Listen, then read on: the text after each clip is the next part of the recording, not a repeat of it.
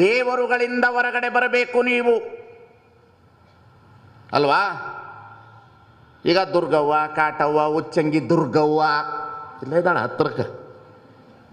ಆಕೆ ಕುರಿ ಕೇಳ್ತಾಳ ಅಲ್ಲ, ಕೋಣ ಕೇಳ್ತಾಳ. ತಿನ್ನೋದಕ್ಕಾಗಿ ಕೊಡ್ತೀರಿ. ಯಾಕೆ ಆಕೆ ಕತ್ತೆ ಕೇಳೋಳ್ದು, ನಾಯಿ ಕೇಳೋಳ್ದು ಆಕೆ?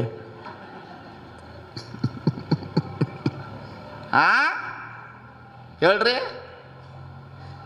ಯಾಕೆ ಕತ್ತೆ ನಾಯಿ ಕೇಳೋದಿಲ್ಲ? ನೀವು ಯಾವ ತಿಂತೀರಿ ಅದು ದೇವ್ರ ಹೆಸರು ಮೇಲೆ ಕೊಡ್ತೀರಿ.